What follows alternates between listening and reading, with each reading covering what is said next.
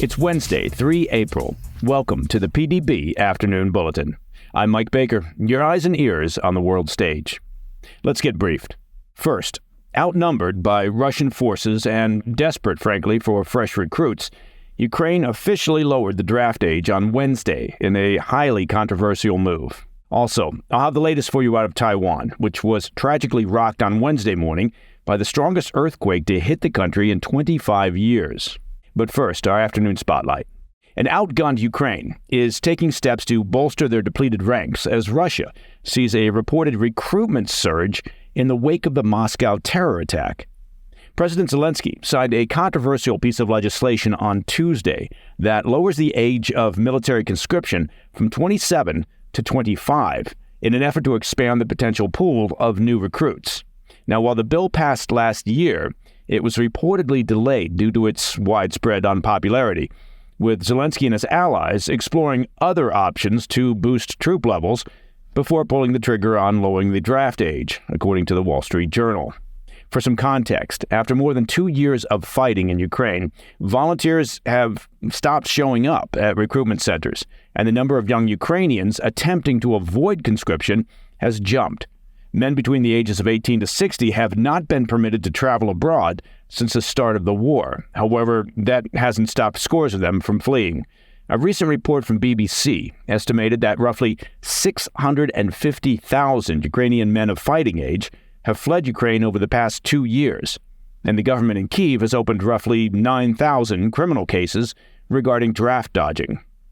Facing an expected Russian offensive in Ukraine at the start of this summer, it appears that Zelensky and his military chiefs have basically run out of options. Officials have not clarified how many new troops will be added to the rolls under the new law. The military had requested 500,000 more soldiers in December, but Zelensky said Tuesday that a closer audit of their forces determined that that number was unnecessarily high. He noted that many soldiers who hadn't yet been deployed to the front lines could be used to give the current fighters a chance to recover. Colonel General Alexander Syrsky, who became commander-in-chief of Ukraine's military in February, said that it's essential that Ukraine get fresh troops to the front lines, as many in the current fighting force have not had a break from combat in 2 years. Syrsky said Tuesday, quote, "People are not robots. They are exhausted physically and psychologically, especially in combat conditions," end quote. While Kyiv's leaders are keeping their specific mobilization targets close to the vest, Zelensky warned that Russia is already in the process of mounting their own mobilization ahead of a planned summer offensive. As we discussed recently on the PDB, sources close to the Russian Defense Ministry say that the Russian government is preparing for a new wave of military mobilization of up to 300,000 people. Unlike leaders in Kyiv, Vladimir Putin appears to have little angst over throwing Russian men into the meat grinder on the front lines of Ukraine. The latest estimates are that some 355,000 Russian personnel have been killed or wounded since February of 2022 inside Ukraine. It's a particularly stunning figure, given that Putin began the war with roughly 360,000 ground troops. Still, Russia's military vastly outnumbers that of Ukraine, and Putin has no shortage of replacements among the citizens of Russia. There are also reports that military recruitment in Russia has surged in the wake of the deadly ISIS terror attack in Moscow last month, which Putin and his minions continue to baselessly blame on Ukraine and the West for orchestrating. It appears that the Russian population may be picking up what Putin is putting down.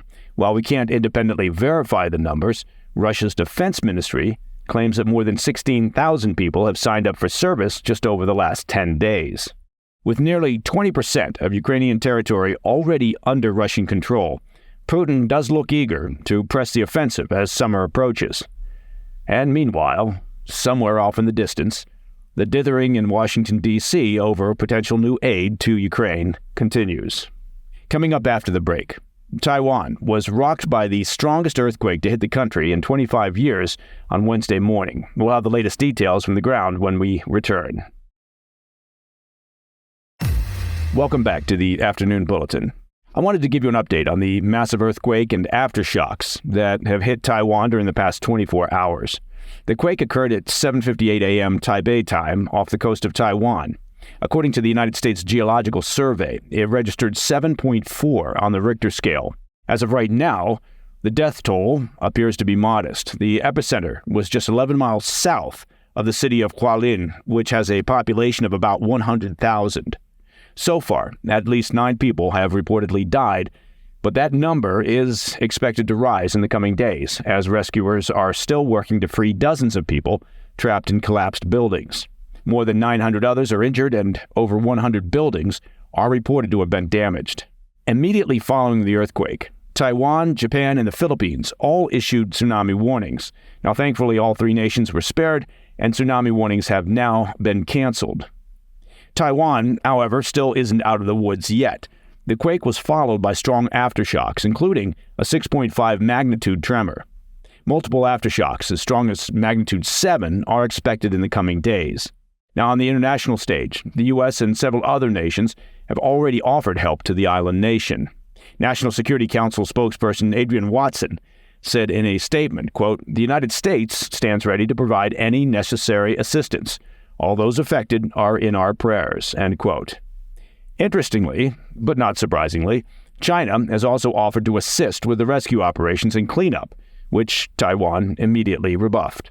Taiwan's president, Tsai Ing-wen, says the priority now is to save people, but, quote, "there is no need for the mainland side to assist us," end quote. Now, Taiwan is no stranger to earthquakes. It sits on what's known as the Ring of Fire, right at the boundary between 2 tectonic plates, the Eurasian plate and the Philippine Sea plate.